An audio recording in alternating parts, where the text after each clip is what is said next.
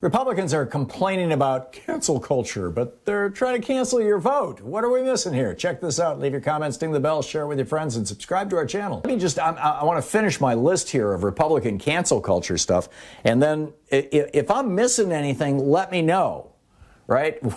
What else are Republicans trying to cancel? Let's have a conversation about cancel culture. You'll recall a few weeks ago when this, became the meme of the month over on Fox News, I was kind of dismissive of it. Oh, yeah, sure, this is just snowflakes.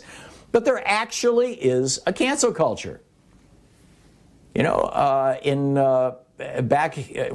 just talked about the Equal Rights Amendment. Now you've got a federal judge. It finally passed, right? It has to pass Congress. And then it has to amend the Constitution, you have to have 2/3 majorities in the House and Senate, and then you have to have 3/4 of the states. They got the 2/3 majorities in the House and the Senate, and they passed that legislation on March 22nd, 1972, and then 3/4 of the states have to ratify it. That happened. The last state ratified it about 4 months ago. And what happened? It didn't become an amendment to the Constitution. Instead, a federal judge ruled that you guys waited too long. 1972 was like 50 years ago. You waited too long. Sorry. And it's going to go to the Supreme Court. But so far, the Republicans have succeeded in canceling this. I mean, they fought it consistently. Republicans have been trying to cancel your clean air since the 1970s, when the EPA came into law over Richard Nixon's threatened veto. Every Republican administration since then has done everything they could to weaken it.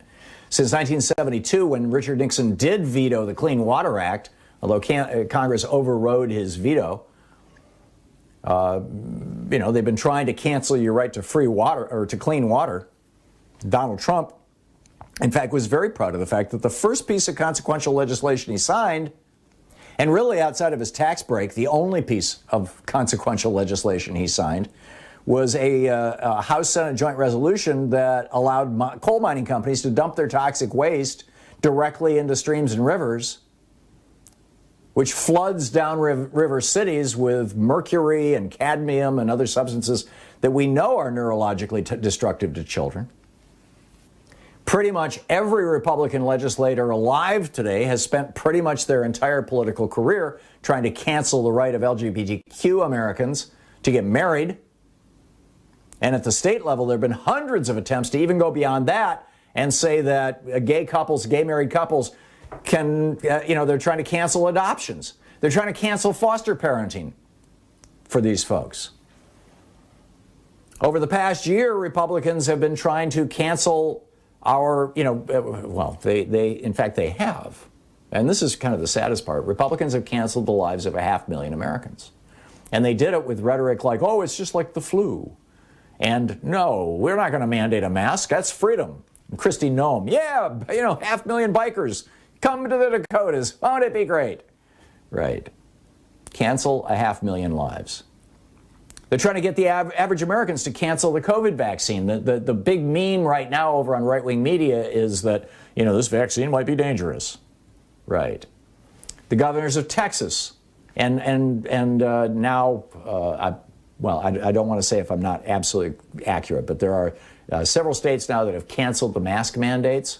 Texas is the most famous with Greg Abbott. So they canceled the mask mandate, and they're going to cancel the lives of thousands of their citizens. People are going to die because of this. And they're also, canceling the ability of many small businesses to run in with any kind of efficiency. You've got people who own restaurants and bars whose employees don't want to get COVID. They don't, and even if they're young and healthy, they don't want to take it home to family members who might not be. And so those restaurants and bars have been really happy that they can say, sorry, you can't come in here without a mask. And now, because of what Greg Abbott did, they can say that, and people will say, screw you, and they're having to become the mask police. In Oklahoma, the Republican-controlled House of Representatives yesterday tried to cancel the lives of Black Lives Matter protesters. They passed a bill that would decriminalize killing protesters by driving a car into a crowd if the guy who drove the car, a man or woman who drove the car, was fearful about the crowd.